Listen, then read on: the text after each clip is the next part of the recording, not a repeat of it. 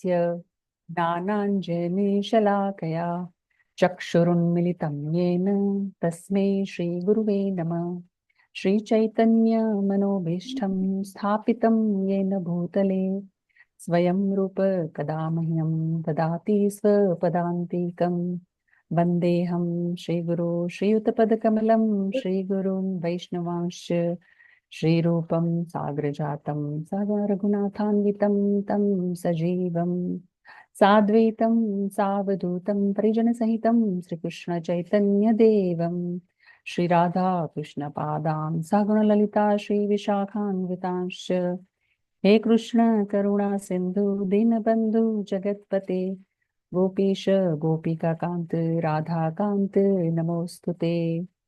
तप्त कांचन गौरांगी श्रीराधे वृंदावनेश्वरी वृषभानुसुते देवी प्रणमामि हरिप्रिये। वाञ्छाकल्पतरुभ्यश्च कृपा सिन्धुभ्य एव च पतितानां पावनेभ्यो वैष्णवेभ्यो नमो नमः। नमो ॐ विष्णुपदाय कृष्णपृष्ठाय भूतले श्रीमते भक्तिवेदान्त स्वामिने इति नामिने। नमस्ते सारस्वती देवी गौरवाणी प्रचारिणे निर्विशेष शून्यवादी पाश्चात्य देशतारिणे। जय श्री कृष्ण चैतन्य प्रभु नित्यानंद श्री अद्वैत गदाधर शिवासादि गौर भक्त वृंद। हरे कृष्ण कृष्ण कृष्ण हरे हरे हरे राम राम राम हरे हरे। हरे कृष्ण बधाने। हरे कृष्ण माताजी। हरे दंडवत कृष्ण। हरे कृष्ण माताजी, दंडवत प्रणाम। दंडवत प्रणाम। हरे कृष्ण माताजी। हरे कृष्ण माताजी। हरे कृष्ण। तो श्री राधा गोविंद टेम्पल इस्कॉन मैंगलुरु द्वारा संचालित भगवद गीताना ऑनलाइन क्लासમાં સર્વનું સ્વાગત છે। ઓકે, આપણે આજના અધ્યાયની શરૂઆત કરીએ તે પહેલા થોડુંક નાનું રીકેપ જોઈ લઈશું। ઓકે, તો આજે આપણે ત્રીજા અધ્યાયની ચર્ચા કરીશું એ પહેલા તમને પહેલો અધ્યાય અને બીજા અધ્યાયનું જો નામ આવડતું હોય તો હેન્ડ રેસ કરો। ચલો, કોને આવડે છે?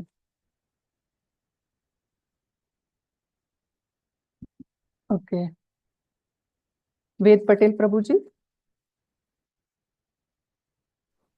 હરે કૃષ્ણ માતાજી। હરે કૃષ્ણ પ્રભુજી। પહેલા અધ્યાયનું નામ છે કુરુક્ષેત્રની યુદ્ધ ભૂમિ પર સૈન્ય નિરીક્ષણ। વેરી ગુડ, ખૂબ સરસ પ્રભુજી। ઓકે, અને બીજા અધ્યાયનું નામ? બીજા અધ્યાયનું ઓકે, માતાજી વાંધો નહીં, વાંધો નહીં। યસ બંસી માતાજી બોલો।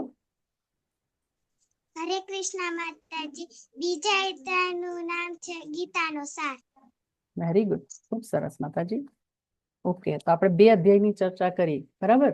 પહેલો અધ્યાય અને બીજો અધ્યાય। તો પહેલા અધ્યાયમાં શું હતું કે પહેલું તો છે યુદ્ધભૂમિ પર સૈન્ય નિરીક્ષણ, એટલે કે અર્જુન જે છે એ સૈન્યનું નિરીક્ષણ કરે છે, રાઈટ? અને એ જોવે છે કે એની સામે કૌરવોમાં કોણ કોણ છે, એના બધા રિલેટિવ્સ, અને એ જોઈને પછી મૂંઝવણમાં મુકાય છે અને એને યુદ્ધ નથી કરવું। તો યુદ્ધ નથી કરવું એના જે 5 કારણો છે, જેને પણ આવડે હેન્ડ રેસ કરો, અથવા તો એક એક કારણ બોલે તો પણ ચાલશે, રાઈટ? કોને યાદ છે યુદ્ધ નથી કરવું અર્જુનને, એના કારણો?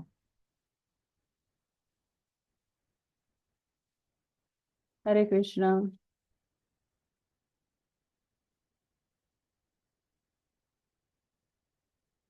અચ્છા, એક હેન્ડ રેસ થયો છે। ચલો ચલો ટ્રાય કરો, ખોટું પડશે તો પણ ચાલશે। હા બંસી માતાજી બોલ। હરે કૃષ્ણ માતાજી, કરુણા, કોઈ આનંદ નથી, પાપનો ભય અને કૌટુંબિક પરંપરા। હરી બોલ, ખૂબ સરસ માતાજી, ખૂબ સરસ। ઓકે, તો આ જે 5 કારણો હતા એના લીધે અર્જુનને યુદ્ધ નહોતું કરવું, રાઈટ? પછી ભગવાન જે છે એ ભગવદ ગીતા મતલબ કે જ્ઞાન આપવાની શરૂઆત કરે છે અર્જુનને। પરંતુ એની પહેલા તો અર્જુનના જે બધા પ્રશ્નો હોય છે, મૂંઝવણો હોય છે, એનું શું કરે છે ભગવાન પહેલા સાંભળે છે, હે ને? એવું નહીં કે વચ્ચેથી ભગવાન શરૂ કરી દે છે અને જ્ઞાન આપવાનું, એવું નથી। પણ ભગવાન પૂરેપૂરું પહેલા અર્જુનને સાંભળે છે કે ભાઈ એને કઈ કઈ મૂંઝવણ છે। તો આપણે ગઈકાલે તમે લોકોએ બીજા અધ્યાયની જે ચર્ચા કરી હતી માતાજીએ, અને એમાં જોયું હતું કે આપણે કોણ છીએ, આપણે શરીર છીએ કે આપણે આત્મા છીએ? ચલો હેન્ડ રેઝ કરો. મેં તો આન્સર 2 આપી દીધા છે, સાચો કે ખોટો જ બોલવાનું છે. યસ ખુશી માતાજી બોલો. આત્મા. આપણે આત્મા છીએ, કરેક્ટ. અચ્છા, આત્મા ક્યાં રહે છે? આપણા શરીરમાં આત્માનો વાસ ક્યાં છે? યસ, હૃદય. હા, હૃદયમાં. Very good. અચ્છા, હૃદયમાં આત્મા વસે છે. હવે આ આત્માને કોઈ જોઈ શકે છે? હીરવા માતાજી બોલો. યસ હીરવા માતાજી, અનમ્યુટ કરીને બોલો. આત્મા. હા, આત્મા બરાબર છે. આપણે આત્મા છીએ, આત્મા. આપણે શરીર નથી, કરેક્ટ. પરંતુ આત્માને આપણે જોઈ શકીએ છીએ? કોઈ જોઈ શકે છે આત્માને? યસ વેદમાં પ્રભુજી બોલો. ના, આત્માને નહીં જોઈ શકતું કોઈ. ના. હા, આત્માને કોઈ જોઈ નથી શકતું. કોઈ સાયન્ટિસ્ટ નહીં, કોઈ વૈજ્ઞાનિક નહીં, કોઈ ડોક્ટર નહીં, કોઈ પણ જોઈ નથી શકતું. પણ શાસ્ત્રોના આધારે આપણે કહી શકીએ કે આપણે એક સૂક્ષ્મ આત્મા છીએ, આપણે શરીર નથી. અચ્છા, હવે એ આત્મા છે એની સાઈઝ કેટલી છે? ગઈકાલે માતાજીએ ચર્ચા કરી હતી, રાઈટ? આત્માની સાઈઝ મતલબ કે આત્મા કેટલી નાની છે, કેટલી સૂક્ષ્મ છે? યસ વેદ પ્રભુજી બોલો. એક કણનો 10,000મો ભાગ. 1/10,000 મતલબ કે 10,000માં ભાગ. વાળની જે ટોચ છે ને, વાળની ટોચ મતલબ આપણું એક વાળ આપણે હા. ટચ કરીએ તો એ વાળ જે છે એનો જે પોઈન્ટ હોય એનો પણ 10,000મો ભાગ. એટલે આટલી સૂક્ષ્મ આત્મા છે કે જેને આપણે કોઈ જોઈ શકતા નથી. પરંતુ આપણે ગઈકાલે તમે લોકોએ બધા એક્ઝામ્પલ માતાજીએ સમજાવ્યા હતા, રાઈટ? પહેલું તો એ હતું કે વ્હીકલ સાથે આપણે સરખાવ્યું હતું કે આપણે વ્હીકલ જેમ ચેન્જ થાય છે એમ આપણા શરીર ચેન્જ થાય છે. મતલબ કે આત્મા છે એક શરીરમાંથી બીજા શરીરમાં ટ્રાવેલ કરે છે, રાઈટ? કારણ કે શરીર છે કેવું છે? મૃત છે. મતલબ કે શરીરની અમુક આયુ છે, એ અમુક સમય પછી શરીરનું મૃત્યુ થાય છે, પરંતુ આત્માનું મૃત્યુ થતું નથી. એ એક શરીરમાંથી બીજા શરીરમાં ટ્રાવેલ કરે છે, રાઈટ? તો એનું ઉદાહરણ માતાજીએ ગઈકાલે સમજાવ્યું હતું કે સાયકલ, તમે બહુ નાના હો ત્યારે સાયકલ ચલાવો, પછી સ્કૂટર ચલાવો, પછી કાર ચલાવો, હે ને? તો એવી રીતે તમે તો એના જ છો, ખાલી વ્હીકલ ચેન્જ થાય છે. મતલબ કે આત્મા છે ઇટરનલ છે, આત્મા છે સેમ છે, અને આપણે શરીર ચેન્જ કર્યા કરીએ છીએ આપણા કર્મો પ્રમાણે. પછી સેમ એક બીજું એક્ઝામ્પલ પણ જોયું હતું, ડ્રાઈવર, હે ને? કે કોઈ ગાડી ચલાવતું હોય ડ્રાઈવર, તો ગાડી જે છે, કાર છે, એને શરીર સાથે સરખાવ્યું છે, અને એની અંદર બેઠેલું જે ડ્રાઈવર છે એને આત્મા સાથે સરખાવ્યું છે. પછી એક ત્રીજું એક્ઝામ્પલ કે તમે તમારો ચહેરો અરીસામાં જુઓ, હે ને, મિરરમાં જુઓ, તો અત્યારે જોશો અને તમારો નાનપણનો ફોટો, જ્યારે તમારો જન્મ થયો છે 2-3 મહિના કે 6 મહિનાનો, એ ફોટો જુઓ તો તમને ખ્યાલ આવશે કે એ ફોટો અને અત્યારનો જે ફેસ છે સેમ છે? નથી, એ ફેસ સેમ નથી. તો મતલબ કે આપણું શરીર છે શું થાય છે? ચેન્જ થયા કરે છે, પરંતુ આપણું નામ, આપણી આત્મા છે સેમ છે. ઓકે. અને એક ચોથું લાસ્ટ એક્ઝામ્પલ, કારણ કે આ સમજવું તમારા માટે થોડુંક અઘરું છે કે ભાઈ આપણે આત્મા કેવી રીતે? આત્માને તો કોઈ જોઈ નથી શકતું, આપણે તો શરીરને જ જોઈ શકીએ છીએ. તો આપણે કેવી રીતે આત્મા કહેવાઈએ? તો તમે જોજો, જ્યારે પણ તમને ક્યારેય પેટમાં દુખે, હાથમાં દુખે, કે ગળામાં દુખે, કે માથામાં દુખે, તો તમે શું કહેશો? ડોક્ટર પાસે જાઓ ને, તો તમે પહેલા શું કહેશો? ચલો, ધારો કે તમને પેટમાં દુખે છે અને તમે ડોક્ટર પાસે જાશો, તો ડોક્ટર પાસે જઈને તમે શું કહેશો? કયો ક્વેશ્ચન પહેલા પૂછશો? ચલો હેન્ડ રેઝ કરો. એના પરથી ઓર ક્લિયર થશે કે તમે શરીર નથી, તમે આત્મા છો. ઓકે, ચલો ચલો ચલો ટ્રાય કરો. શું પૂછશો? ડોક્ટર પાસે જશો તો એમ તો મમ્મી પપ્પા આવે છે તમારી સાથે, રાઈટ? પણ તમે કહેશો ને તમારી તકલીફ ડોક્ટરને. ચલો ચલો હેન્ડ રેઝ કરો, ટ્રાય કરો. અહીંયા કોઈને ફર્સ્ટ નંબર, સેકન્ડ નંબર નથી મળવાનો, રાઈટ? હા માતાજી, મેઘના માતાજીએ છે ને એમને હેન્ડ રેસ કરેલો છે, અચ્છા એટલે કદાચ ડિજિટલ નથી ફાવતું. તમે અચ્છા જરાક અચ્છા, હા તો વાંધો નહીં. આ ચલો, કોણ છે?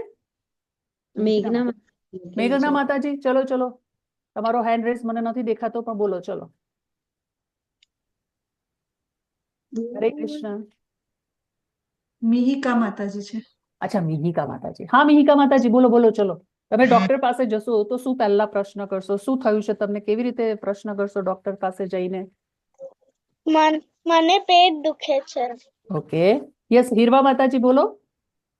મને હાથ દુખે છે. Okay, very good. હવે મને હાથ દુખે છે, મને પેટ દુખે છે, બરાબર છે, પણ મને શું થશે? સૌથી જો આપણે ક્લિયર પ્રશ્ન પૂછીએ ને ડોક્ટરને, તો શું પૂછશું ખબર છે? મારા હાથમાં મને બહુ દુખે છે, મારા પેટમાં મને બહુ દુખે છે, મારું મારું મતલબ આપણે મારું કહીએ છીએ, એવું નથી કહેતું કે હું પેટ છું અને પેટ દુખે છે, ના, મારું પેટ મને બહુ દુખે છે, મારા હાથમાં મને બહુ દર્દ છે, મને બહુ પેઇન છે, હે ને, મારું માથું મને બહુ દુખે છે. તો દર વખતે આપણે જ્યારે આપણા શરીરના કોઈ પણ અંગ વિશે ચર્ચા કરીશું તો શું કહીશું? મારું. એટલે કે જો આપણે મારું મારું કરતા હોઈએ તો આપણે તો કંઈક જુદા છીએ, હે ને, આ થોડુંક વિચારવા જેવું છે. હરે કૃષ્ણ. કોનું માઇક અનમ્યુટ છે? ગરવા માતાજી, માઇક મ્યુટ કરી દેજો. ઓકે, તો જ્યારે પણ આપણે એમ કહેતા હોઈએ કે મારો હાથ, મારો પગ, મારું પેટ, મારું માથું, તો મતલબ એ થયો કે આ બધી વસ્તુ મારી છે, પણ હું કંઈક જુદું છું, મતલબ હું શું છે એ આત્મા છે. ઓકે, તો ધીરે ધીરે તમને સમજણ પડશે. તો આજના અધ્યાયની આપણે શરૂઆત કરીશું, ત્રીજો અધ્યાય, જેનું નામ છે કર્મયોગ. અચ્છા, કર્મયોગ એટલે શું? કોઈને શું જ્ઞાન આવે છે આના પરથી? શું ખ્યાલ આવે છે? કર્મયોગ એટલે શું? ક્રિયાનો યોગ તો લખેલું જ છે ઓલરેડી. યસ ખુશી માતાજી, બોલો. કર્મયોગ એટલે આપણે જે કામ કરવા જોઈએ એ વાળું. Okay, very good. કર્મયોગ એટલે કે કર્મ કરવું, હે ને, પણ આપણે કેવું કર્મ કરવાનું છે, રાઈટ, એ જોવાનું છે, એ ચર્ચા કરશું આપણે આ અધ્યાયમાં. તો સૌથી પહેલા આપણે જોઈશું ભગવાનની અનુભૂતિના 3 તબક્કા. તમે ગઈકાલે ચર્ચા કરી હતી માતાજીએ, તમને ખ્યાલ છે ને? ભગવાનની અનુભૂતિના 3 તબક્કા છે. કયા કયા છે? બ્રહ્મ, પરમાત્મા અને ભગવાન. અચ્છા, ચલો, બ્રહ્મમાં શું દેખાય છે તમને? સૂર્યના પ્રકાશ. એકચ્યુઅલી સૂર્યનો પ્રકાશ નથી, પણ ખાલી પ્રકાશ છે, રાઈટ? સૂર્યનો પ્રકાશ, કારણ કે સૂર્ય નથી એકચ્યુઅલી. બ્રહ્મ એટલે ઓનલી પ્રકાશ, રાઈટ, કે જે ભગવાનના શરીરમાંથી નીકળે છે, એને કહેવાય બ્રહ્મ, રાઈટ? ઓકે, હીરવા માતાજી, તમારે કઈ કેવું છે? અચ્છા, બ્રહ્મ એટલે કે ખાલી પ્રકાશ, નિરાકાર પ્રકાશ, જેનો કોઈ આકાર નથી, હે ને? અને ઘણા લોકો, ઘણા મનુષ્યો મેડિટેશન કરતા હોય ને ત્યારે બ્રહ્મની ઉપાસના કરતા હોય છે. કેવી રીતે? આંખો બંધ કરી, પછી અહીં ભૂમધ્ય, મતલબ બે જે આપણી આઈબ્રો હોય એની વચ્ચે ધ્યાન કરે, અને આ બ્રહ્મ એટલે કે પ્રકાશને જોવાનો પ્રયત્ન કરે. મતલબ કે આવા માણસો જે મેડિટેશન કરતા હોય છે, બ્રહ્મને જોવાનો પ્રયત્ન કરતા હોય છે, એ લોકો ભગવાનથી ઘણા દૂર છે. મતલબ કે એ લોકો ભગવાનને ઓળખતા નથી, કે જે બ્રહ્મની ઉપાસના કરે છે. કારણ કે આ જે નિરાકાર પ્રકાશ છે એ ભગવાનના શરીરમાંથી ઉત્પન્ન થાય છે. ઓકે, નેક્સ્ટ છે પરમાત્મા. અચ્છા, પરમાત્માનું રૂપ કેવું છે? ચલો અહીંયા જોઈને બોલવાનું છે. યસ, વીર પ્રભુજી છે કે માતાજી છે? વીર પ્રભુજી. હરે કૃષ્ણ માતાજી. હરે કૃષ્ણ. પરમાત્મા એટલે જે વિષ્ણુ ભગવાન છે એવી રીતના વિષ્ણુ ભગવાન. યસ, ચતુર્ભુજ સ્વરૂપ છે એટલે વિષ્ણુ સ્વરૂપ દેખાય છે, જે કે પરમાત્મા છે, જેમને 4 હાથ છે. શંખ, ચક્ર, ગદા, પદ્મ, આ 4 હાથમાં વસ્તુઓ છે જેને પરમાત્મા કહેવાય છે. હવે આ પરમાત્મા છે ક્યાં વસે છે? આપણા હૃદયમાં આપણી આત્મા છે, રાઈટ? અને બીજું પરમાત્મા. પરમાત્મા ક્યાં વસે છે? કોઈને ખ્યાલ છે? હરે કૃષ્ણ. હા, બોલો બોલો, વીર પ્રભુજી બોલો.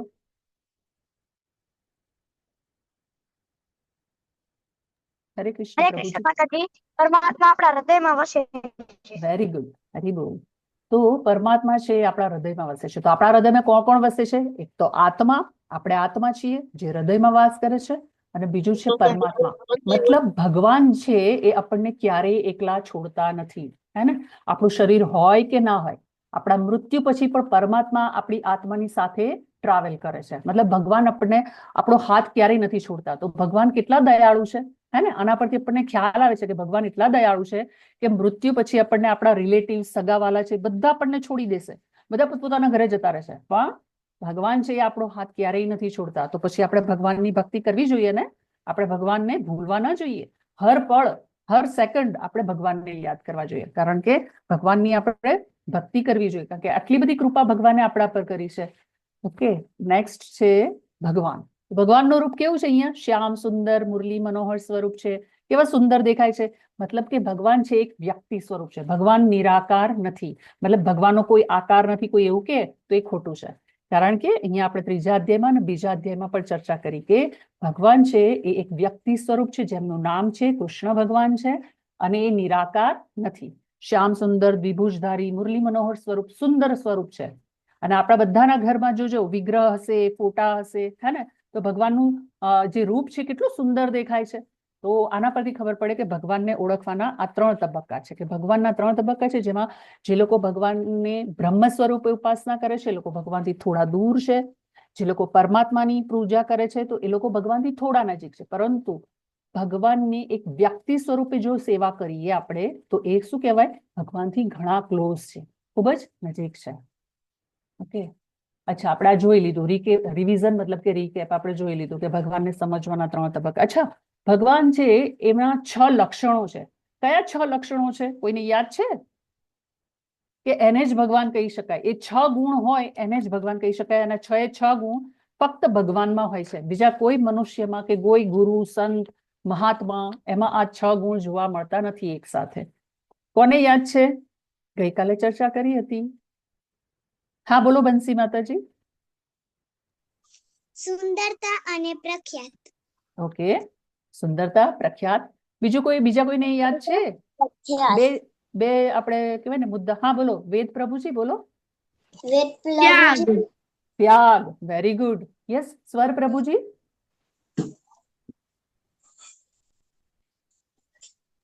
બુદ્ધિ, ઓકે, જ્ઞાન, બુદ્ધિ મતલબ જ્ઞાન. યસ, હીરવા માતાજી. યસ, હીરવા માતાજી બોલો, અનમ્યુટ કરીને.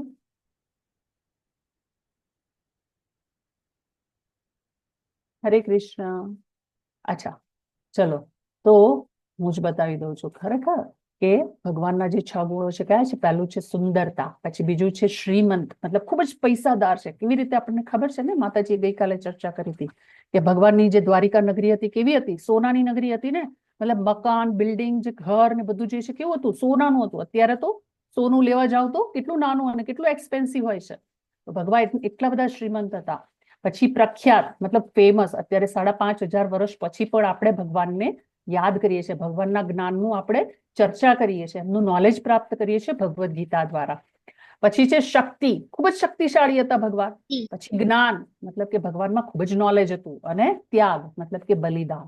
ઓકે, તો આ થયા 6 ગુણો. ત્યાં 6 ગુણ જે છે એ ભગવાન શ્રી કૃષ્ણમાં છે. હવે આપણે જોઈએ કે આપણે શરીર છીએ, આની ચર્ચા આપણે કરી કે આપણે શરીર નથી, આપણે તો આત્મા છીએ. ઓકે, તો આ જે છે આપણે ગઈકાલે ચર્ચા કરી હતી, સુંદરતા, શ્રીમંત, પ્રખ્યાત, શક્તિ, જ્ઞાન અને ત્યાગ. અને આ 6 ગુણ જે છે બીજા કોઈ વ્યક્તિમાં નથી હોતા, ફક્ત ભગવાન શ્રી કૃષ્ણમાં જ હોય છે. અચ્છા, ચલો હવે અહીંયા સ્લાઇડમાં તમને શું દેખાય છે, હું ક્લિક કરતી જઈશ ને તમારે મને બતાવવાનું છે કે આમાં શું દેખાય છે, તમારે જ આન્સર આપવાના. ઓકે, સ્લાઇડમાં જોઈને મતલબ તમારા ફોટો જે દેખાય છે ને પિક્ચરનું વર્ણન કરવાનું છે. યસ, વીર પ્રભુજી બોલો.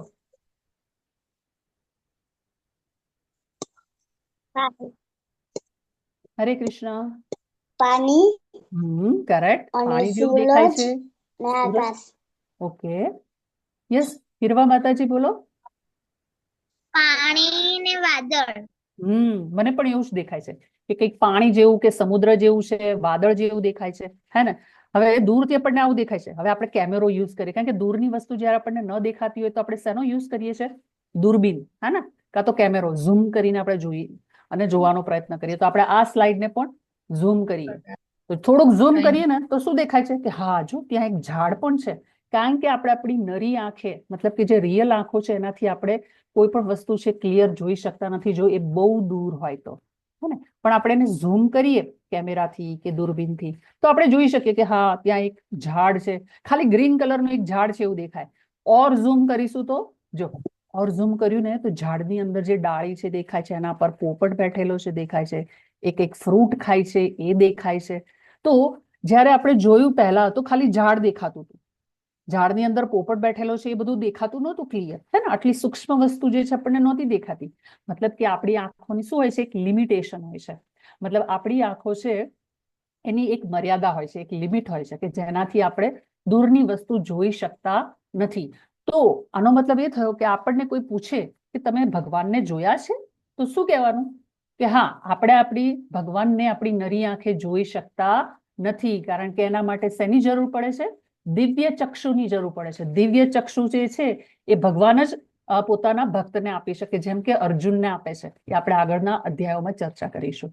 પરંતુ કોઈ પણ આપણે દૂરની વસ્તુ જે છે આપણે નરી આંખે જોઈ શકતા નથી. ઇવન તમે બધા જે નાના નાના બાળ ભક્તો છો તો તમારે પણ અત્યારે જો પાવર આવી ગયા છે, ચશ્મા પહેરવા પડે છે, ક્લાસમાં તમે બેઠા હો, પાછળ બેઠા હો, દૂર બેઠા હો, તો તમને બોર્ડ પર ટીચર કંઈ પણ લખાવતા હોય, કંઈ ભણાવતા હોય તો તમને ક્લિયર દેખાતું નથી, હે ને? તો આનો મતલબ શું થયો? આપણને અત્યારથી જ આંખોની ખામી છે, મતલબ કે લિમિટ છે આપણી આંખોની, કે આપણે દૂરની વસ્તુ પણ ક્લિયર જોઈ શકતા નથી. તો ભગવાનને જોવા એ તો અસંભવ છે, હે ને? હા, પણ ભગવાનને આપણે અનુભવી શકીએ. ભગવાનની અનુભૂતિ કેવી રીતે કરી શકાય? ભગવાનની ભક્તિ દ્વારા, હે ને? અને ભગવાનની ભક્તિ કેવી રીતે કરવાની? ગઈકાલે માતાજીએ કીધું હતું. તમે ભગવાનની કેવી રીતે ભક્તિ કરી શકો? હરે કૃષ્ણ. હા બોલો હીરવા માતાજી. કઈ પણ લાયા હોય તો ભગવાનને ધરવાનું, જે પણ બનાવીએ એ ભગવાનને ધરવાનું. હરી બોલ, ખૂબ સરસ માતાજી. હા ખુશી માતાજી બોલો, તમારે કંઈ એડ કરવું છે?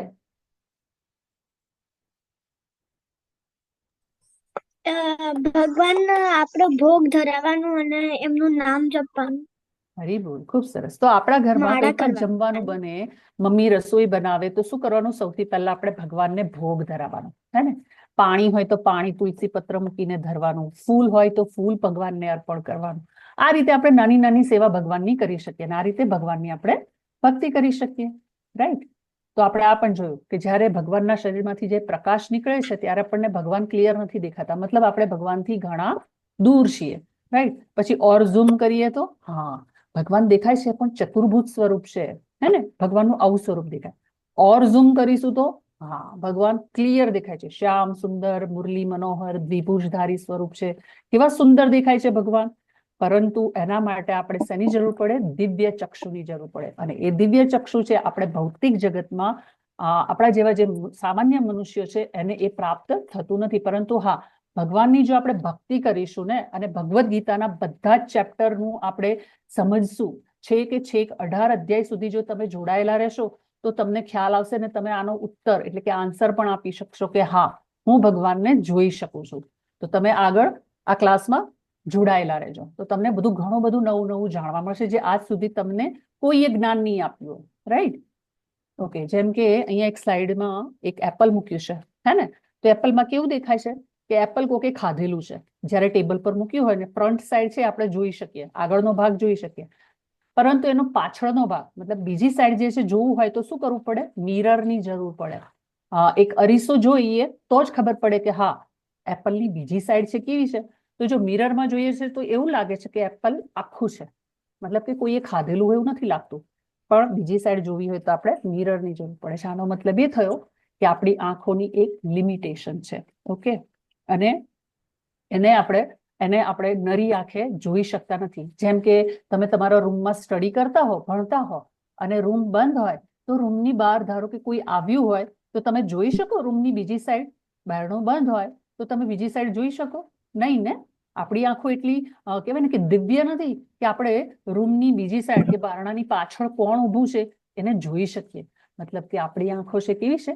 લિમિટ છે, એક લિમિટ છે જેનાથી આપણે બીજી સાઈડ કોઈ જોઈ શકતા નથી. ઓકે ઓકે, અહીંયા ફર્સ્ટ શ્લોક છે 3જા અધ્યાયનો, જેમાં અર્જુનજી બોલે છે. શું બોલે છે?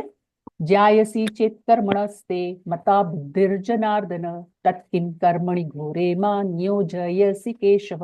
એટલે કે અર્જુને કહ્યું કે હે જનાર્દન, હે કેશવ, જો તમે બુદ્ધિને સકામ કર્મ કરતા શ્રેષ્ઠ માનતા હો તો પછી તમે મને આ ઘોર યુદ્ધ કરવા શા માટે પ્રેરી રહ્યા છો? મતલબ અર્જુન છે ને એ હજુ પણ કન્ફ્યુઝન છે કે ભાઈ મારે યુદ્ધ કરવું કે ના કરવું, શું કરવું? ત્યાગ કરવો, છોડી દેવું, યુદ્ધ ન કરવું, ભાગી જવું, કે પછી મારે યુદ્ધ કરવું? અને બુદ્ધિથી સકામ કરવાનું ભગવાને કીધું છે અને એને જો શ્રેષ્ઠ માનતા હોય તો બુદ્ધિમાં તો એવો જ વિચાર આવે છે અર્જુનને કે મારે યુદ્ધ ના કરવું જોઈએ. કેમ? તો કારણ કે મારી સામે બધા કોણ છે? મારા રિલેટિવ્સ છે, બધા જ મારા સગાવાલા છે. હું એમને મારી નાખીશ તો મને પાપ લાગશે, હે ને? આ બધા 5 કારણો હતા જેનાથી અર્જુનને યુદ્ધ નહોતું કરવું. એટલે અર્જુન કન્ફ્યુઝ છે હજુ પણ.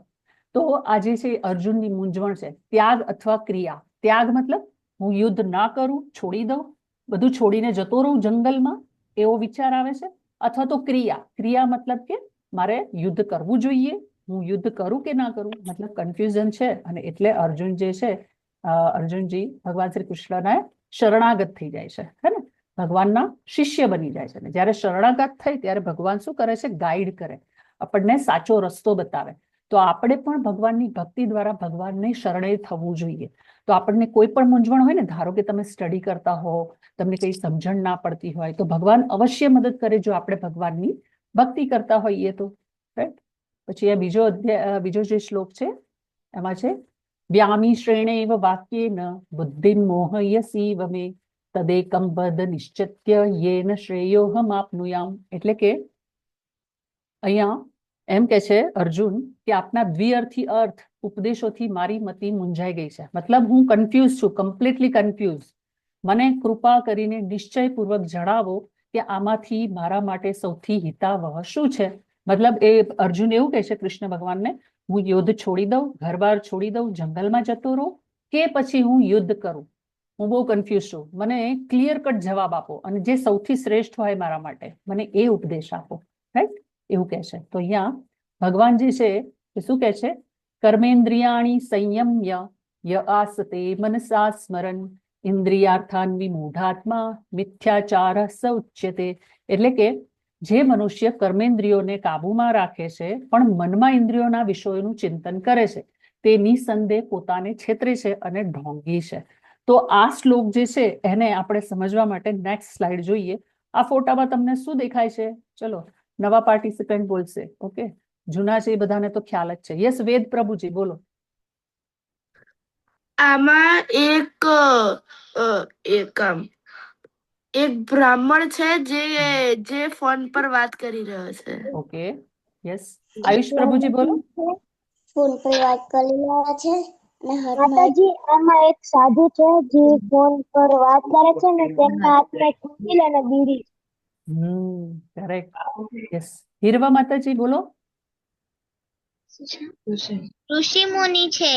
Okay, yes. આ વાત કરે છે, એમના હાથમાં કંડીલ છે. ઓકે, બધાના જવાબ સાચા છે. જો તો આમાં બધાને દેખાય છે એમ કે કોઈ એક સાધુ સંત છે, કોઈ મહાત્મા છે, અને એના હાથમાં ફોન છે, ફોનથી વાત કરે છે, હાથમાં સિગરેટ છે, અને ઓર્નામેન્ટ્સ છે, ગળામાં પહેરેલું છે, હાથમાં કડા છે, બધું છે. મતલબ આને જોવાથી એવું લાગે કોઈ સાધુ સંત છે, ભગવાનનો ભક્ત છે, અને એ શું દોડ કરે, મતલબ એનો કેવો ઈગો હોય કે ભાઈ હું તો ભગવાનનો પરમ ભક્ત છું, મેં ઘર બાર ને બધું છોડી દીધું છે, મને ભગવાનની પ્રાપ્તિ થઈ ગઈ છે, મને બધું જ્ઞાન પ્રાપ્ત થઈ ગયું છે. હે ને? આવો કહેવાય ને કે આડંબર કરે, ઢોંગ કરે. આવા બાબા કેવા કહેવાય? ઢોંગી બાબા કહેવાય. કેમ? તો કારણ કે કોઈ જો ભગવાનનો સાચો ભક્ત હોય ને, ઇવન સામાન્ય મનુષ્ય પણ, જોજો કે સામાન્ય મનુષ્યને પણ ખબર હોય કે કોઈ દિવસ કહેવાય કે સિગરેટ છે કે આવું સ્મોકિંગ કરવું એ હેલ્થ માટે કેટલું ઇન્જુરિયસ છે, કેટલું નુકસાનકારક છે. તો કોઈ સાધુ સંત હોય, ભગવાનનો ભક્ત હોય, તો કોઈ દિવસ સિગરેટ લેતો હોય? ના લે ને. આવું સ્મોકિંગ ના કરે ક્યારેય. તો આને ભગવાનનો સાચો ભક્ત ના કહી શકાય, આને સાચો ગુરુ ના કહી શકાય. પછી બીજું, ભગવાનનો ભક્ત હોય એ મોબાઈલ પર વાતો ના કરતો હોય, પછી એને કોઈ ઓર્નામેન્ટ્સ ના પહેર્યો હોય, આને તો આટલું બધું પહેર્યું છે, તો મતલબ કે આવા જે બાબા હોય એને શું કહેવાય? આવા સાધુ સંત છે એને ઢોંગી કહેવાય. કારણ કે એની જે ઇન્દ્રિયો છે તૃપ્તિ થઈ જ નથી. ઉપરથી બહારના પહેરવેશ, જે કપડા છે, એના પરથી એવું લાગે કે હા આ તો સાધુ સંત છે, મહાન છે સાધુ, પરંતુ એના આચરણ ઉપરથી એવું લાગે કે આ સાચો ભક્ત નથી. તો આવા બાબા છે એને ઢોંગી કહેવાય. મતલબ કે એ લોકો ઇન્દ્રિયોને કાબુમાં કરવાનો પ્રયત્ન કરે છે પરંતુ થતી નથી. તો આવા લોકોને શું કહેવાય? ઢોંગી કહેવાય. પછી નેક્સ્ટ શ્લોક છે યત્સ્વિન્દ્રિયાણિ મનસા નિયમ્યારભતેર્જુન કર્મેન્દ્રિય કર્મયોગમ અસક્ત સ વિશિષ્યતે. એટલે કે જો કોઈ નિષ્ઠાવાન મનુષ્ય કર્મેન્દ્રિયોને મન દ્વારા નિયંત્રિત કરવાનો પ્રયત્ન કરે અને અનાસક્ત થઈને કર્મયોગ, કર્મયોગ મતલબ કેવો? કૃષ્ણ ભાવનામય કર્મ, મતલબ ભગવાનને યાદ કરીને કોઈ પણ કર્મ કરવાનું, એનો આરંભ કરે તો તે ઘણો ચડિયાતો છે. એટલે ભગવાન આનો ઉત્તર આપે છે કે ભાઈ કોણ શ્રેષ્ઠ છે, કોણ ચડિયાતું છે? તો કોઈ પણ કર્મ કરીએ તો એમાં આપણે શું કરવાનું? ભગવાનને યાદ કરવાના. અને એ જે કર્મ જે છે આપણું કેવું થઈ જાય છે? કર્મયોગ જે છે કૃષ્ણ ભાવનામય કર્મ થઈ જાય છે. જેમ કે તમે બધા સ્ટુડન્ટ છો, હે ને? તમારું કર્મ શું છે? તમારા બધાનું કર્મ છે કે તમે અત્યારે સ્કૂલમાં જાઓ છો, સ્ટડી કરો છો, જ્ઞાન પ્રાપ્ત કરો છો, તમારે મોટા થઈને કંઈક બનવું છે, હે ને? કંઈક એચીવ કરવું છે, તમારે કંઈક જોઈએ છે. તો ભગવાન એવું કહે છે કે એમાં ઘર બાર છોડી દેવાની કે કર્મ ન કરવાની જરૂર નથી. તમે જે કર્મ કરો છો, તમે ભણો છો, સ્ટડી કરો છો, રમો છો, જે પણ કંઈ કરો છો એ કરવાનું છે. સાથે સાથે આપણે દરેક કર્મ કરતા કરતા કોને યાદ કરવાના છે? ભગવાન શ્રી કૃષ્ણને યાદ કરવાના છે. તો એ કર્મ આપણું કેવું થઈ જશે? કૃષ્ણ ભાવના યુક્ત કર્મ. ઓકે ઓકે, તો અહીંયા નેક્સ્ટ જે પિક્ચર છે એમાં શું દેખાય છે? ચલો જોઈને બોલવાનું છે ખાલી. બસ ખાલી છે ને હમ. એક પાંદડું અને બરાબર છે. એક લીફ એટલે પાંદડું દેખાય છે. બીજું શું દેખાય છે? પાણી. પાણી. કરેક્ટ. તો તમે જોયું છે લોટસ ફ્લાવર કે ક્યાંક પોન્ડ કે તળાવ હોય ને, તળાવ, તો એની અંદર જે મોટું લીફ હોય ને, પાંદડું જે તળાવમાં તરતું હોય, તો એની ઉપર પાણીનું જે ડ્રોપ હોય ને, એ કોઈ દિવસ જે લીફ હોય એને ટચ નથી કરતું, પાંદડાને ટચ નથી કરતું. એ આવી રીતે રાઉન્ડ સર્કલમાં રહે છે. મતલબ કે આના પરથી શું કહેવાય કે આ પાણી છે એ પાંદડા ઉપર છે ખરું, તો પાંદડાને ટચ નથી કરતું, હે ને. એને તમે આમ મૂવ કરશો ને તો આમથી આમ એક બીડ્સની જેમ, એક મોતીની જેમ આમથી આમ ફરશે, પણ એ પાણી જે છે એ લીફની અંદર શોષાઈ નથી જતું. તો એવી જ રીતે ભગવાન આ એક્ઝામ્પલ ઉપરથી એવું કહે છે કે અર્જુનને ઉપદેશ આપે છે કે તું શરીર નથી, તું આત્મા છે, એવું જાણ, હે ને. તું પોતાની જાતને શરીર ન માન, આત્મા છે. અને એ જ રીતે તારે તારું કર્મ કરવાનું છે. હવે અર્જુન કોણ છે? અર્જુન ક્ષત્રિય છે ને.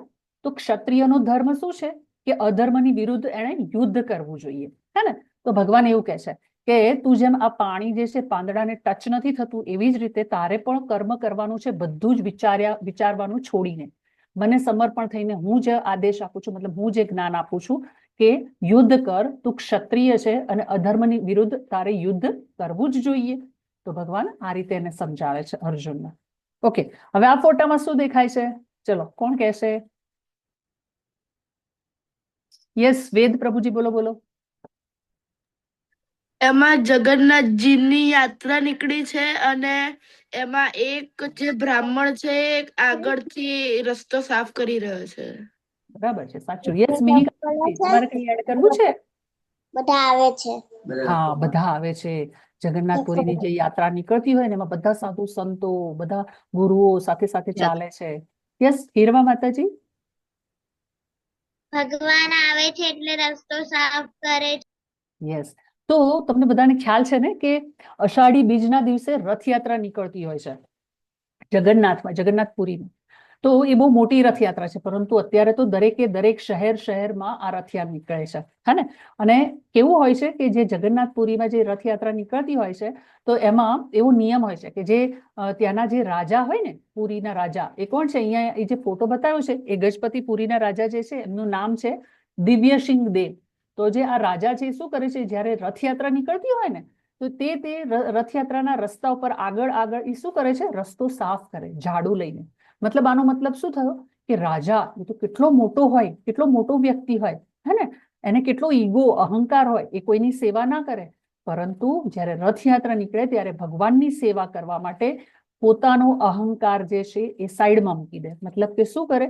એક ઝાડુ લઈ અને એ રસ્તો સાફ કરે છે. મતલબ એ ભગવાનની આ રીતે ભક્તિ કરે છે, ભગવાનની સેવા કરે છે, અને એના દ્વારા એનો અહંકાર જે છે એ નષ્ટ થાય છે.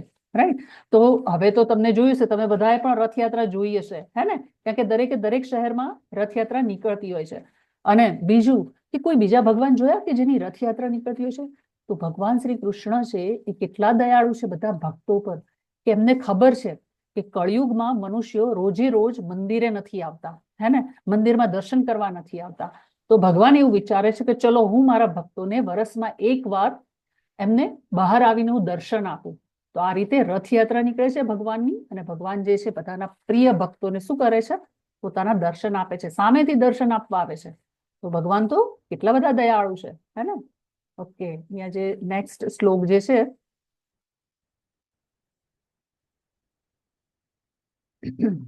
નિયતમ કુરુ કર્મત્વમ કર્મ જ્યાયો હ્યકર્મણ શરીર યાત્રાપી ચ તેન પ્રસિદ્ધયેદ કર્મણ. એટલે કે તું તારું નિત્ય કર્તવ્ય કર્મ કર, કારણ કે કર્મ નહીં કરવા કરતા કર્મ કરવું વધારે સારું છે.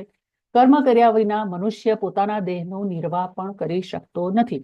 હવે આ શ્લોકનો મતલબ શું થાય છે કે ભગવાન અર્જુનને કહે છે કે તારે કર્મ તો કરવાનું છે. જેમ પહેલા શ્લોકમાં અર્જુનને જે મૂંઝવણ હતી ને કે હું યુદ્ધ કરું કે ના કરું, યુદ્ધ છોડીને જતો રહું, જંગલમાં જતો રહું કે શું કરું, તમે મને સલાહ આપો. તો ભગવાન અહીંયા એનો ઉત્તર આપે છે, આન્સર આપે છે કે ભાઈ તારે કર્મ તો કરવાનું જ છે. કારણ કે કર્મ ન કરવું એના કરતા, મતલબ કે તું યુદ્ધ ન કરે અને છોડીને જતો રહે એના કરતા તો યુદ્ધ કરે એ વધારે સારું છે.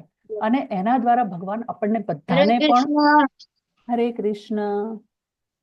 તો કર્મ ન કરવા કરતા, મતલબ દરેક મનુષ્યએ કર્મ કરવું જોઈએ.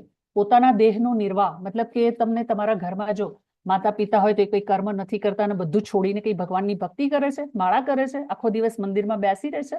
નહીં ને.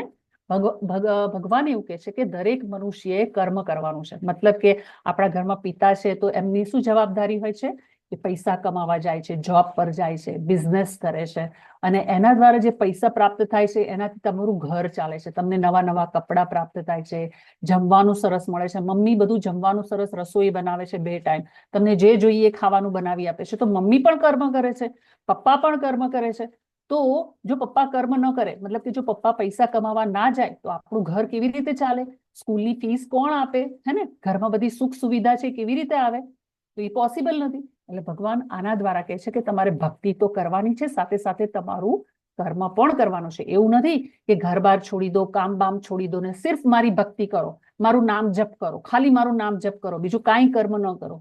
ભગવાન એવું નથી કહેતા. ભગવાન કહે છે તમારે કર્મ જે કરતા હોય એ બધાએ પોતાનું કર્મ કરવાનું છે.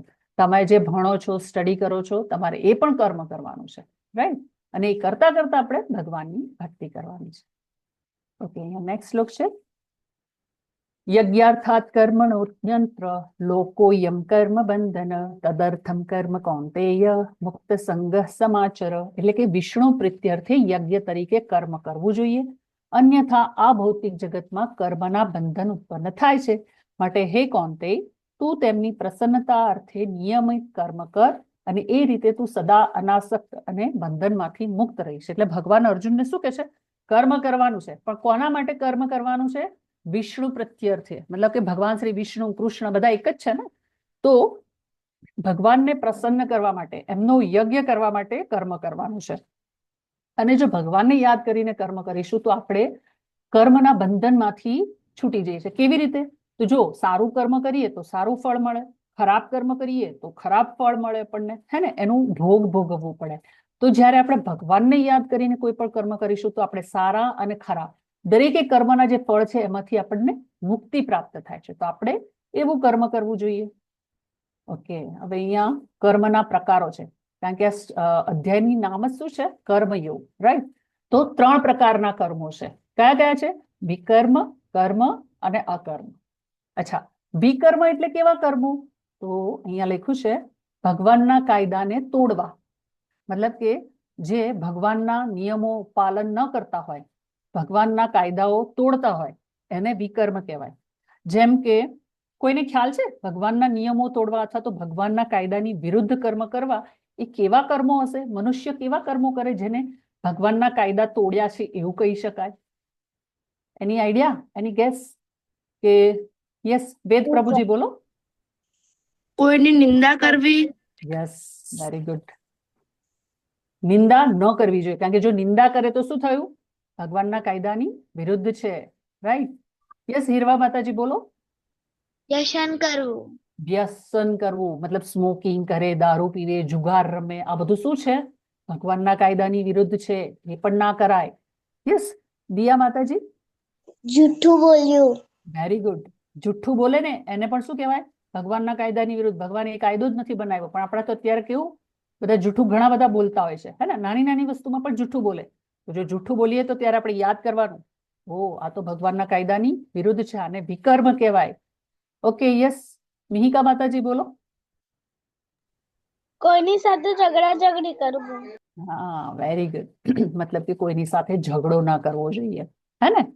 યસ, તો આ બધા કર્મો જે છે કેવા છે? વિકર્મ, કે જેને ભગવાનના કાયદાની વિરુદ્ધ થતા કર્મો કહેવાય. જુઠ્ઠું ના બોલવું, ચોરી ના કરવી, કોઈને મારવું નહીં, કોઈને હિંસા ના કરવી, હે ને? પછી કોઈને ગુસ્સો ના દેલાવો, મતલબ કે આપણે કંઈક બોલીએ એનાથી જો સામેવાળાને ગુસ્સો આવે તો એનો મતલબ પણ શું થયું? આપણે વિકર્મ કરીએ છીએ, હે ને? નશો ન કરવો, જુગાર ન રમવો, કોઈ પણ ખરાબ આચરણ છે એ ન કરવું જોઈએ. અગર એ કરે તો એને વિકર્મમાં સામેલ થાય છે એ ગુણ. અચ્છા, હવે સેકન્ડ છે કર્મ, મતલબ કે ભૌતિક સ્તર પર કરવામાં આવતા સારા કર્મો કે જે ફળ સારું મળે છે. મતલબ કે આપણે બધા જ 99% લોકો આપણે કેવા કર્મ કરીએ છીએ? આપણે ટ્રાય કરીએ છીએ કે આપણે વિકર્મ ના કરીએ, પરંતુ 99% લોકો જે છે એ કર્મ કરે છે. કર્મ મતલબ કેવું? ભૌતિક સ્તર પર કરવામાં આવતું કર્મ. મતલબ અત્યારે આપણે બધા પોતાના ફાયદા માટે કર્મ કરીએ છીએ, હે ને? આપણે સ્ટડી કરવા જઈએ છીએ, સ્કૂલમાં ભણીએ છીએ, સારા પર્સન્ટેજ, બહુ સરસ માર્ક્સ જોઈએ છે. કેમ જોઈએ છે? ફર્સ્ટ નંબર જોઈએ છે. કેમ ફર્સ્ટ નંબર જોઈએ છે? કારણ કે મને સારા ગ્રેડ મળે, પછી મને સારી જોબ પ્રાપ્ત થાય, મને સારી કન્ટ્રીમાં મને જોબ મળે, હે ને? આપણે બધા પોતાના સ્વાર્થ માટે કામ કરીએ છીએ. તો આવા જે કર્મો છે એને શું કહેવાય છે? કે સારા કર્મો કરીએ તો સારું ફળ મળશે, ખરાબ કર્મો કરીશું તો ખરાબ ફળ મળશે. તો આ રીતે આપણે બધા જે કર્મ કરીએ છીએ એને કેવા કહેવાય? સામાન્ય કર્મ, કે જે ભૌતિક સ્તર પર કરવામાં આવે છે. અને છેલ્લું અકર્મ, એટલે કે ભક્તિભાવયુક્ત કર્મ કે જે કર્મના બંધનમાંથી મુક્તિ આપે છે. તો આવું કર્મ જે છે એ ઘણા ઓછા લોકો કરે છે. કે અકર્મ મતલબ કે દરેક કર્મ કરવું એમાં સૌથી પહેલા કોને સમર્પણ કરવાનું? ભગવાનને. ભગવાનને સમર્પણ કરી પછી કર્મ કરવાનું. કોઈ પણ નવી જોબ હોય, આપણે જેમ કીધું ને હમણાં કે ભગવાનની આપણે ભક્તિ કેવી રીતે કરવાની? તો આપણે કોઈ પણ નવી વસ્તુ લાવીએ તો ભગવાનને પહેલા આપણે કહેવાય ને કે ભોગ ધરાવી, એવી રીતે ભગવાન પાસે મૂકવાની. સેલરી આવે તો પણ ભગવાન પાસે મૂકવાની. તો જો આ રીતે આપણે કર્મ કરીએ કે જેમાં દર વખતે ભગવાનને યાદ કરીએ અને પછી કામ કરીએ, કોઈ પણ કામ, એક્ઝામ આપવા જઈએ, સ્ટડી કરવા જઈએ, રોજ સવારે ઉઠીને સ્કૂલે જઈએ, તો કોઈ પણ કર્મ કરો એ કર્મ છોડવાનું નથી, પણ એમાં આપણે ભગવાનને યાદ કરવાના છે. જો ભગવાનને યાદ કરીશું તો એ કેવું થશે? એ કર્મ અકર્મ થઈ જશે. મતલબ કે એનું સારું કે ખરાબ ફળ પ્રાપ્ત થશે નહીં અને આપણે કર્મના બંધનમાંથી મુક્ત થઈ જઈશું. ઓકે, અચ્છા, હવે કળિયુગમાં બલિદાન કેવી રીતે કરવું, એટલે મતલબ કે ભગવાનની ભક્તિ કેવી રીતે કરવી? ઓકે, અહીંયા 4 ફોટા દેખાડ્યા છે. એ 4 યુગ છે એકચ્યુઅલી: સતયુગ, ત્રેતાયુગ, દ્વાપરયુગ અને કલયુગ, હે ને? આપણે બધા અત્યારે કયા યુગમાં જીવીએ છીએ? બધાને ખ્યાલ છે આ કયો યુગ છે? યસ, વેદ પ્રભુજી? કળયુગ. કળિયુગ, બધાને ખબર છે, હે ને? યસ, શ્રેયા માતાજી બોલો. કળિયુગ છે. તો આપણને બધાને ખબર છે આ કળિયુગ છે. તો આની પહેલા કયા 3 યુગ છે જતા રહ્યા? સૌથી પહેલો હતો સતયુગ, પછી હતો ત્રેતાયુગ આવ્યો કે જેમાં શ્રી રામ ભગવાન આવ્યા હતા, પછી દ્વાપર યુગ આવ્યો કે જેમાં ભગવાન શ્રી કૃષ્ણ આવ્યા, અને છેલ્લો કલયુગ કે જેમાં ભગવાનના પ્રિય ભક્તો, હે ને, સાચા ભક્તો. તો આમાં આપણે જોઈએ કે સતયુગ જે છે, સતયુગ, તો સતયુગમાં મનુષ્યનું આયુષ્ય કેટલું હતું ખબર છે બધાને? 10 લાખ વર્ષ. મતલબ કે આપણે અત્યારે કેટલી ઉંમર આપણે જોઈએ છે, આપણી આજુબાજુ બધા જે વૃદ્ધ હોય તો કેટલા વર્ષ સુધી જીવતા હોય ખબર છે? 70, 80, વધારેમાં વધારે 100 વર્ષ. અને કઈ બીમારી થઈ કે કોરોના જેવો વાયરસ આવ્યો તો શું થઈ જાય છે? ગમે તે ઉંમરમાં મૃત્યુ થઈ જાય, ડેથ થઈ જાય. પણ સતયુગમાં એવું નહોતું, કોઈ બીમારી નહીં, કશું જ નહીં. અને સતયુગમાં દરેક મનુષ્ય જે છે 10 લાખ વર્ષ જીવતું હતું. એટલે કેટલા બધા વર્ષ કહેવાય.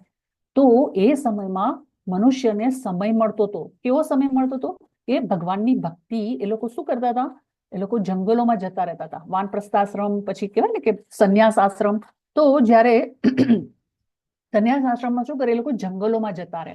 જંગલમાં જઈ અને હજારો વર્ષો સુધી તપ કરે. આવી રીતે પદ્માસનમાં બેસે, હે ને, પોતાની કહેવાય કે કમર છે સીધી રાખે અને હજારો વર્ષો સુધી ખાધા પીધા વગર ભગવાનનું ધ્યાન ધરે. આ રીતે ભગવાનની ભક્તિ કરતા હતા. પછી આવ્યો ત્રેતાયુગ. તો ત્રેતાયુગમાં મનુષ્યનું આયુષ્ય હતું 10,000 વર્ષ. 1 0 ઓછો થઈ ગયો, 10,000 વર્ષ અપ્રોક્સિમેટલી. તો એમાં મનુષ્ય શું કરતા હતા? યજ્ઞ કરતા હતા, આહુતિ કરતા હતા. મતલબ કે પ્યોર યજ્ઞ કહેવાય ને કે જેમાં બ્રાહ્મણો, સાચા બ્રાહ્મણો હોય, એમના મોઢામાંથી ઉચ્ચારણ જે નીકળતા હોય, જે શ્લોક હોય એકદમ શુદ્ધ હોય. પછી યજ્ઞ કરવા માટેની બધી સામગ્રી હોય એ પણ શુદ્ધ હોય. તો આ રીતે યજ્ઞ કરી અને એ લોકો ભગવાનની ભક્તિ કરતા હતા. પછી આવ્યો દ્વાપર યુગ કે જેમાં ભગવાન શ્રી કૃષ્ણએ અવતાર લીધો હતો. તો એમાં શું હતું? દ્વાપર યુગમાં ભગવાનની ભક્તિ બધા કેવી રીતે કરતા હતા? તો મોટા મોટા મંદિરો બનાવતા હતા અને દરેક મનુષ્ય મંદિરમાં જઈને ભગવાનની પૂજા કરે, રોજ જાય, રોજ સવારે જાય અને એ રીતે ભગવાનની ભક્તિ કરતા હતા.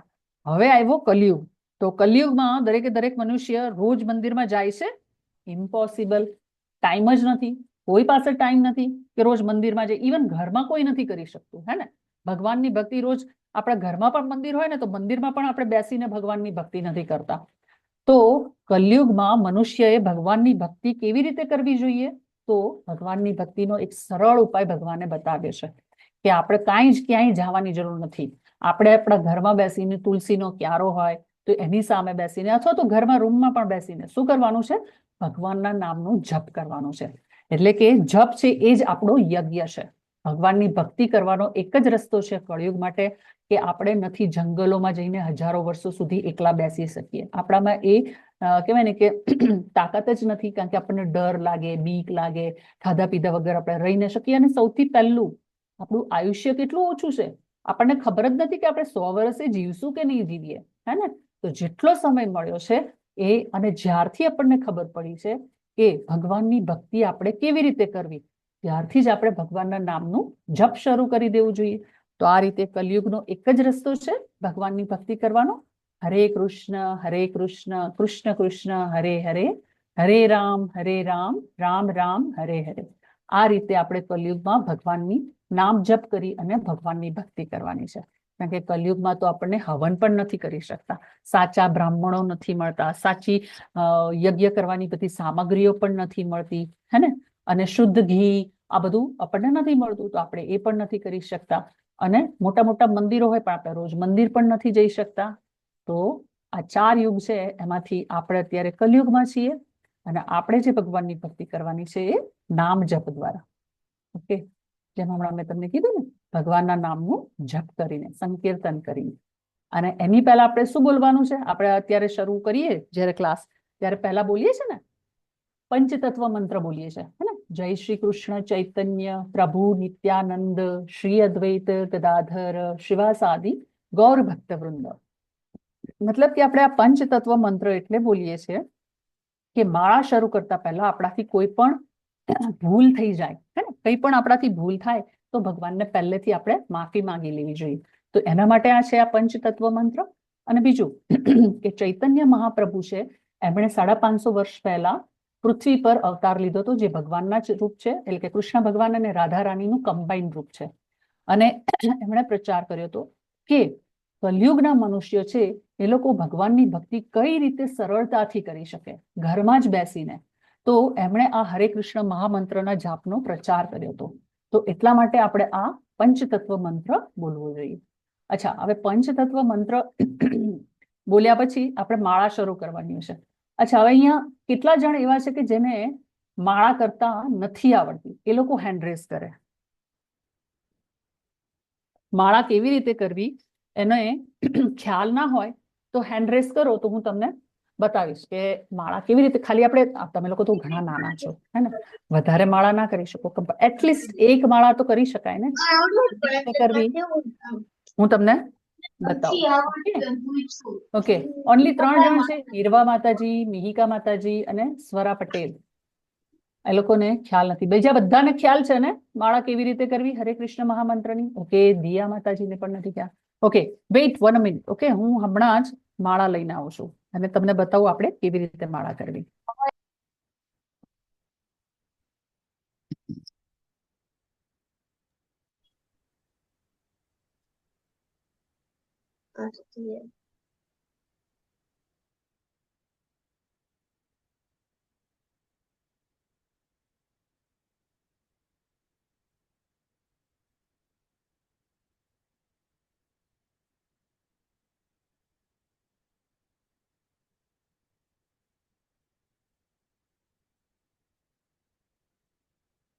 ઓકે, હરે કૃષ્ણ. Okay. જો સૌથી પહેલા તો તમે જો ઇસ્કોન ટેમ્પલમાં જશો ને તો આવી બીડ બેગ મળે છે. એક મિનિટ, તમને બધાને દેખાય છે?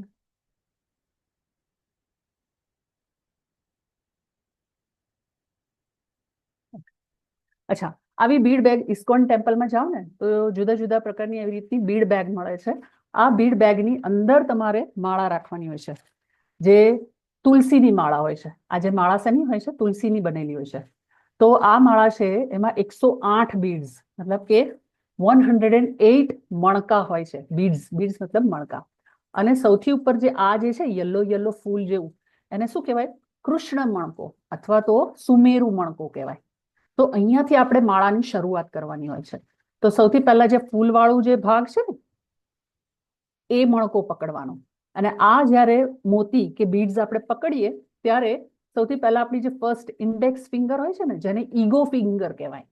મતલબ કે આ આંગળીથી આપણે જે ફર્સ્ટ હોય ને, ફર્સ્ટ આંગળી આ,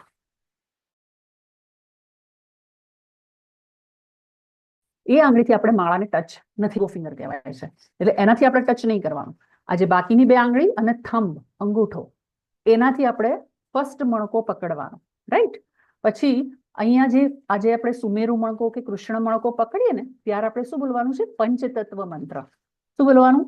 જય શ્રી કૃષ્ણ ચૈતન્ય પ્રભુ નિત્યાનંદ શ્રી અદ્વૈત ગદાધર શિવાસાદિ ગૌર ભક્ત વૃંદ. આ મણકો જ્યારે પકડીએ ત્યારે પંચતત્વ મંત્ર બોલવાનો. પછી પહેલો મણકો પકડવાનો, આમ પાસ કરવાનો, હે ને?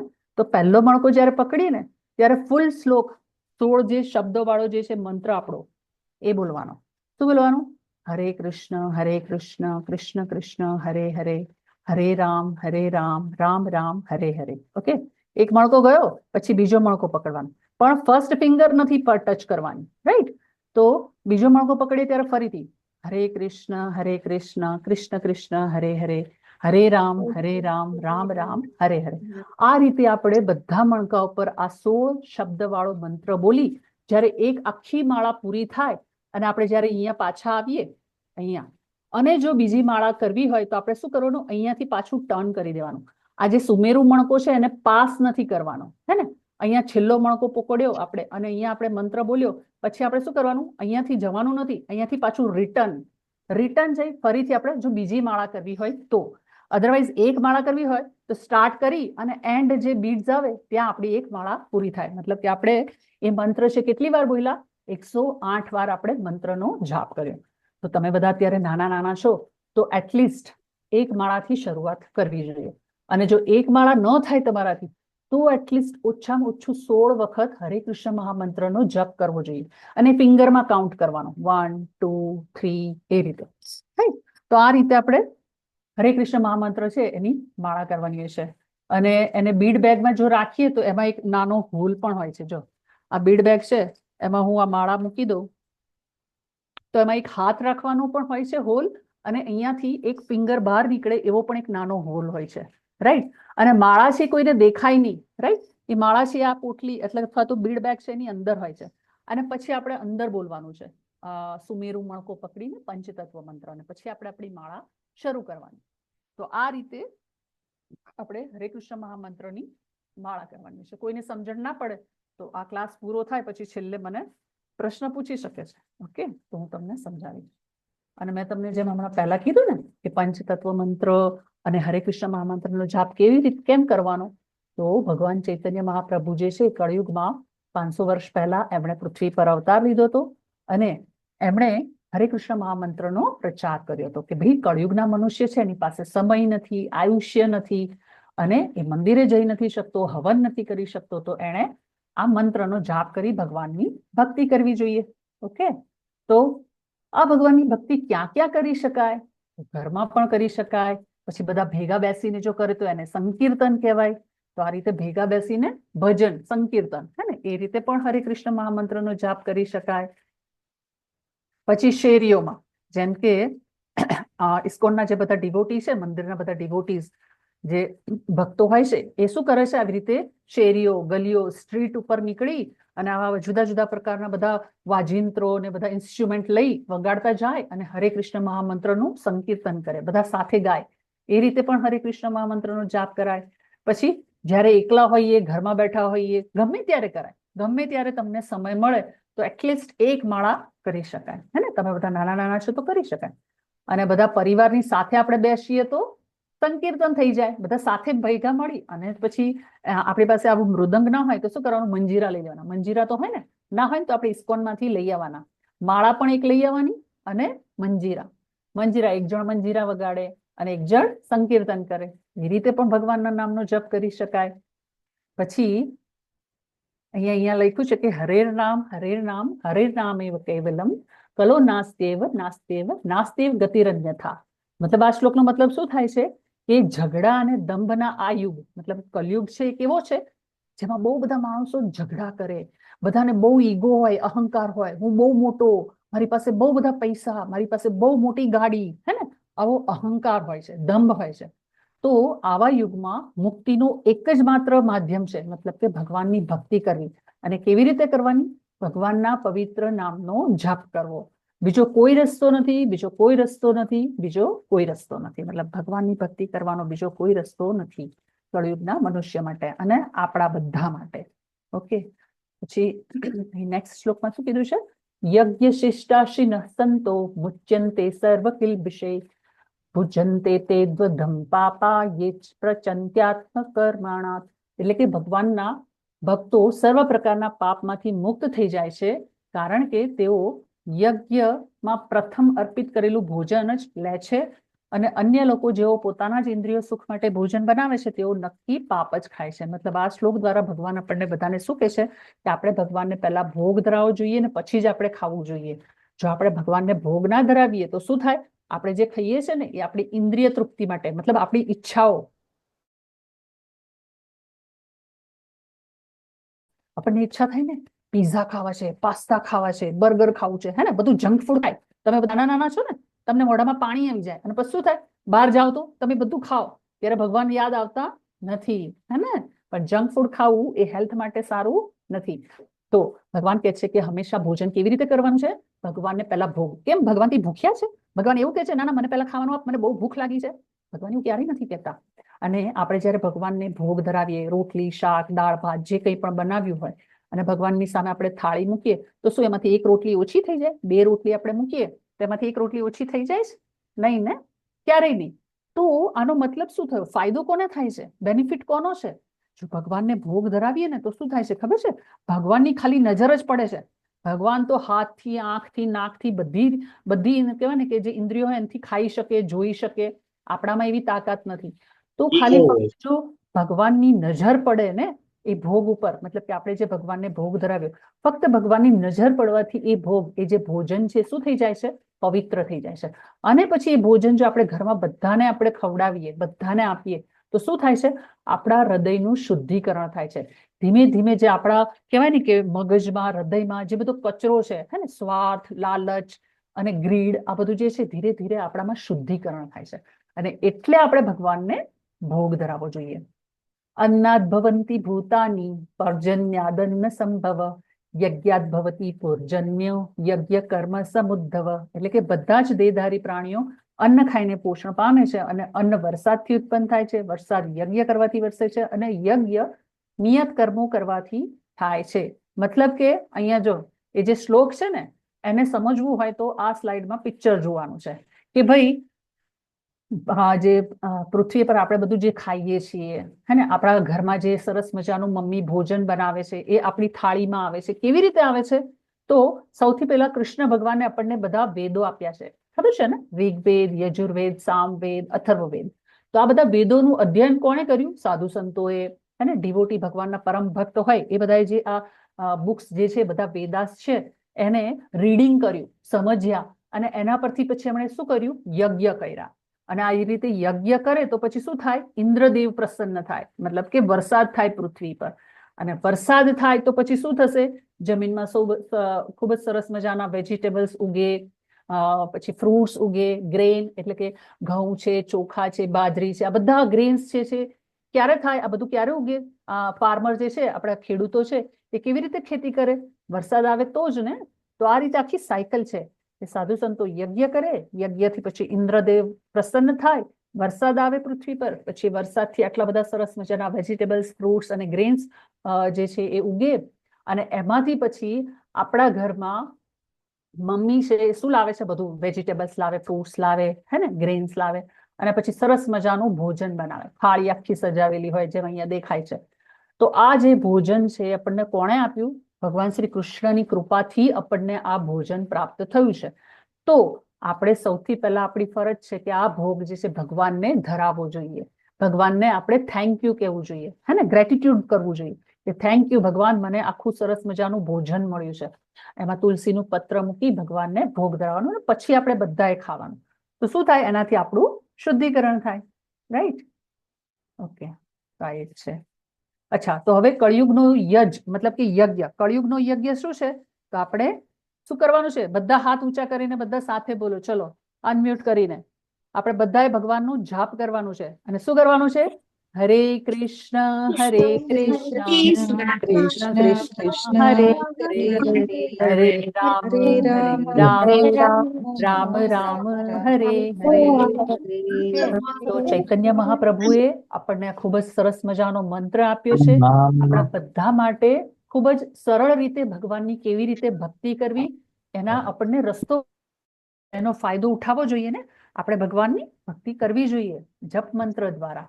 અને અહીંયા નેક્સ્ટ કીધું છે કે તસ્માદ સક્ત સતતમ કાર્યમ કર્મ સમાચર અસક્તો યાચરન કર્મ પરમતનોતિ પુરુષ. એટલે કે કર્મના ફળમાં આસક્ત થયા વગર મનુષ્ય પોતાનું કર્તવ્ય સમજીને નિરંતર કર્મ કરતો રહેવો જોઈએ, કારણ કે અનાસક્ત રહીને કર્મ કરવાથી મનુષ્યને પરમેશ્વરની પ્રાપ્તિ થાય છે. મતલબ અનાસક્ત થઈને મતલબ કેવી રીતે? તો ઈચ્છાઓ નહીં કરવાની, ફળની ઈચ્છા નહીં કરવાની, પરંતુ કર્મ તો કરવાનું છે. ભગવાને પહેલા પણ કીધું છે કે ઘર બાર છોડીને જંગલમાં જવાની જરૂર નથી, ફક્ત મારી ભક્તિ નથી કરવાની. તમારે બધાએ પોતાના કર્મો કરવાના છે, પણ કર્મ કર્યા પછી એમાં આસક્તિ, એમાં એટેચમેન્ટ ના હોવું જોઈએ. મતલબ કે આપણે ફળની ઈચ્છા નહીં કરવાની. આપણે જેમ કે તમે બધા નાના નાના બાળકો છો, તમે શું કરો છો? એક્ઝામ આપો, તમારી પરીક્ષાની તૈયારી કરો, હે ને? તો ત્યારે એવું નહીં વિચારવાનું કે મારે 90% તો જોઈએ જ, અથવા તો મારો તો ક્લાસમાં ફર્સ્ટ નંબર આવવો જોઈએ.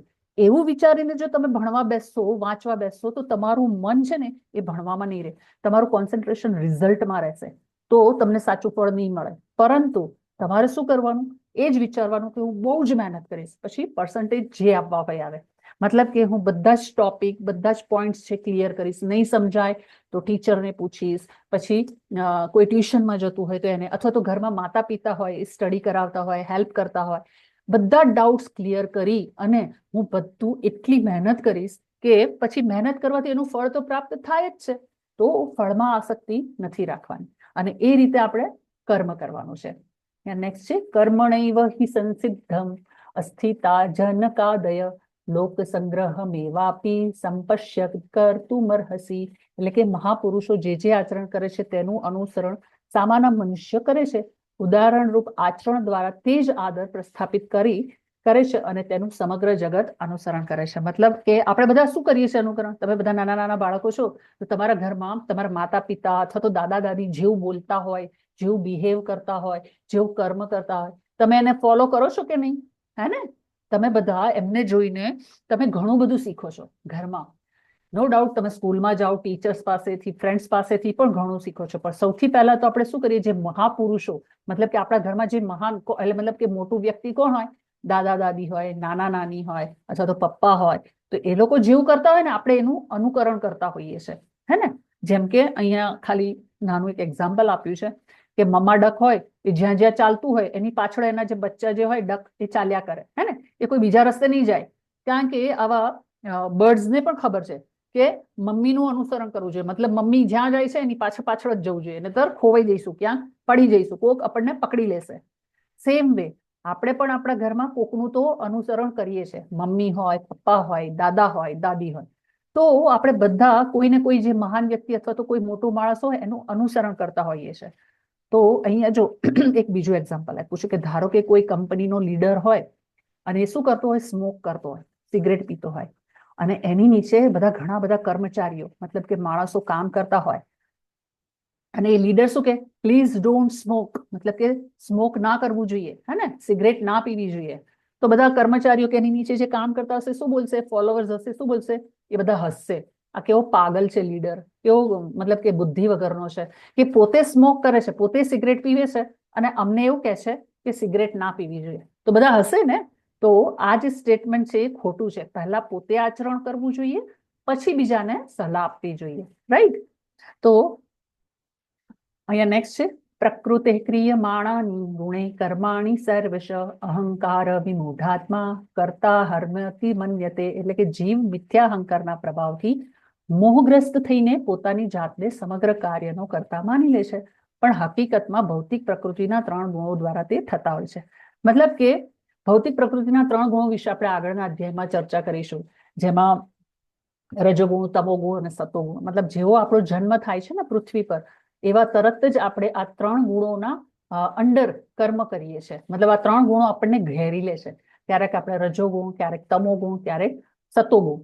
આ જે ગુણ છે આપણે એની ચર્ચા ડિટેલમાં આગળના અધ્યાયમાં કરીશું. પરંતુ આ જે 3 ગુણો છે એની અંડર આપણે જ્યારે કર્મ કરીએ છીએ તો ક્યારેક આપણાથી ખોટું કર્મ પણ થઈ જાય છે, પાપ કર્મ પણ થઈ જાય છે, અને એના લીધે ઝઘડા પણ થાય છે.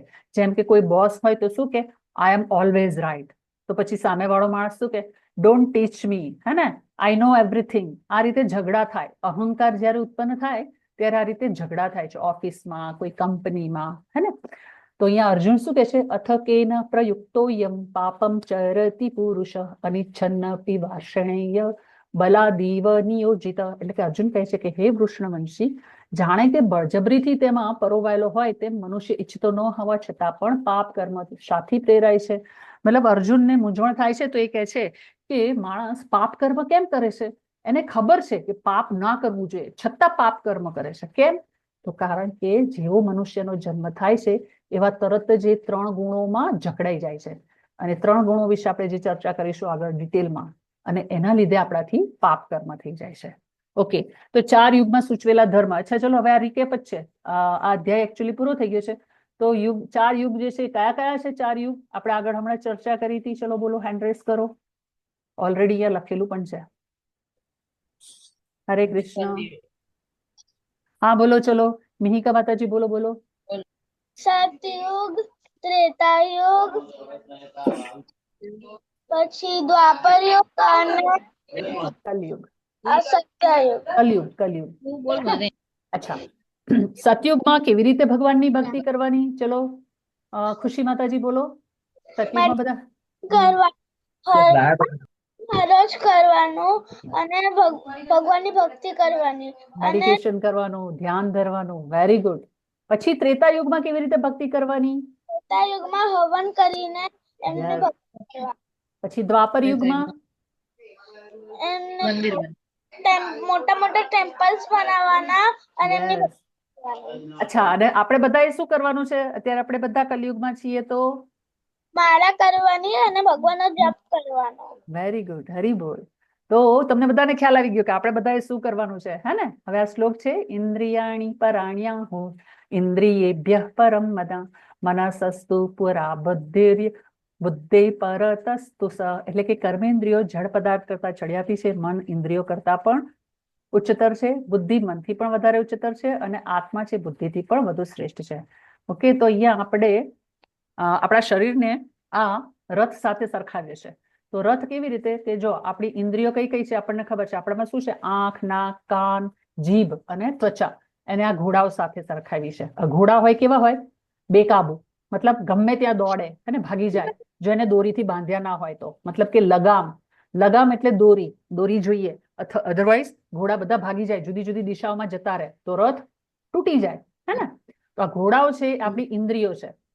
જેમ કે આંખોથી આપણે જોઈએ તો આની પાસે કેવી સરસ બેગ છે, કેવું સરસ પેન્સિલ બોક્સ છે, મારે પણ જોઈએ છે.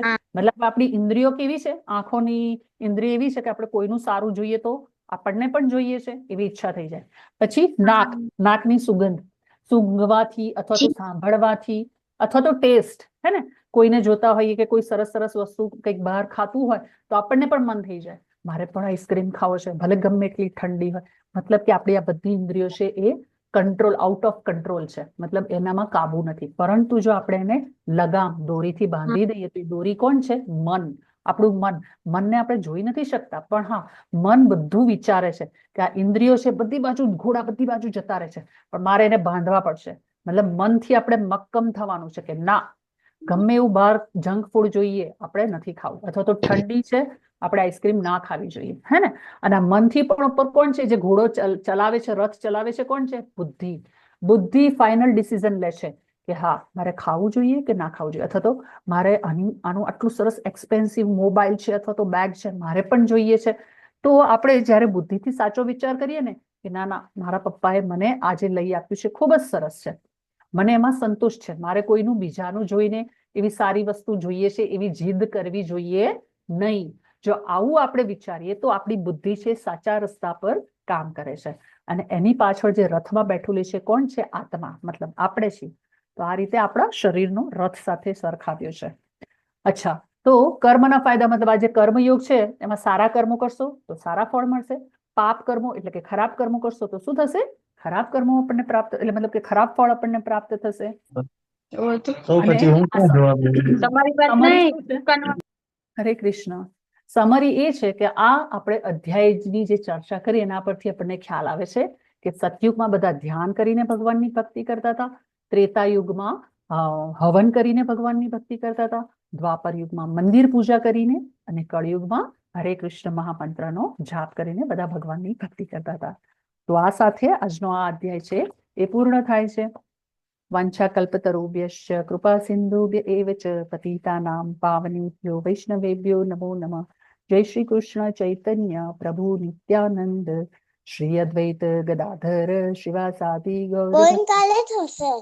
હરે કૃષ્ણ કૃષ્ણ કૃષ્ણ હરે હરે, હરે રામ રામ રામ હરે હરે. હરે કૃષ્ણ બધાને. ખૂબ ખૂબ ધન્યવાદ.